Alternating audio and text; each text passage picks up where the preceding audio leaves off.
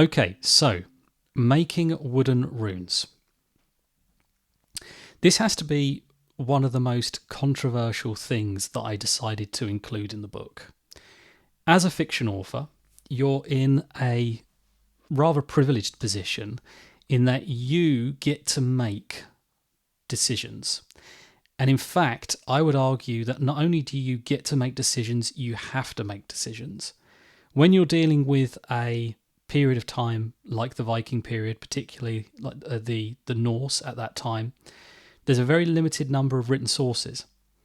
And so if you were to only include those aspects of a society that you knew to be correct from the various sources that you have, which I would argue is in some cases almost impossible to do, then you would end up with arguably a very drab story indeed. You would find yourself missing out, leaving out so many different things that it would be difficult to include almost anything really. So you have to, as a fiction author, make a decision to include some things. Now there is a historical context to this. In 98 AD, the Roman Tacitus wrote about Germanic tribes that would carry out a process of divination, and they would do this by cutting a branch off a nut-bearing tree, slicing it into strips, and marking these with different signs. Now, it's important to note that Tacitus at no time says what those signs are. The idea of those being runes comes from the fact that we have the Elder Futhark. Now, a Futhark is an alphabet of runic characters, and the name Futhark comes from the first 6 characters of that alphabet, and they spell Futhark. So interestingly, the later Anglo-Saxon Futhark, the first 6 letters spell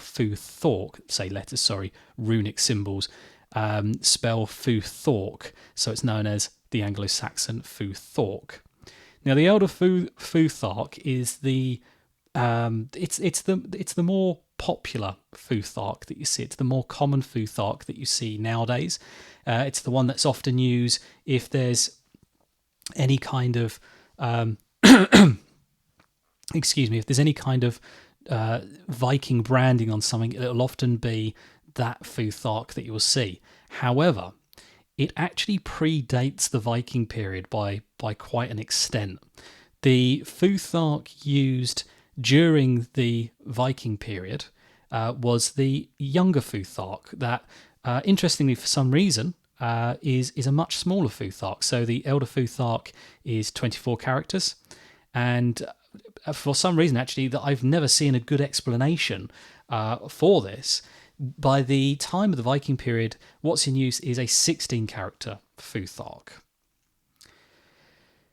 Now, considering all that, it's also worth saying that despite there being in existence an Elder Futhark, that Elder Futhark is still younger than the description given by, as far as we know, it's still younger than the description given by Tacitus. So Tacitus was writing in 98 AD, and I do not believe that the Elder Futhark was in use until the 2nd century.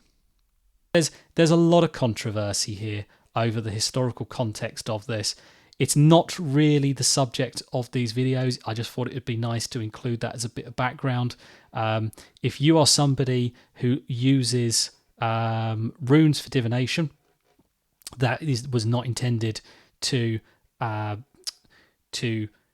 lessen the significance of what it is you do. It's just an interesting idea that these symbols may well have changed over time, if indeed this technique continued to be used into the Viking period. Now again, there isn't really much evidence that there was. However, I wanted to include it in my story because I think it's visually a very striking idea. And so the way I decided to handle this is from the perspective that it could well be that it's a forgotten magic. It could be that only very, very few people know how to do this anymore, know how to carry out divination by using the runes. And those that do keep it very secret. So maybe there's plenty of people that claim they can tell you what's going to happen in the future, but only some people know this magic, so then only some people can truly do it. And I'm going to read you a quick passage from the book now to give you an idea about how it is I handled this. "Come with me," she said.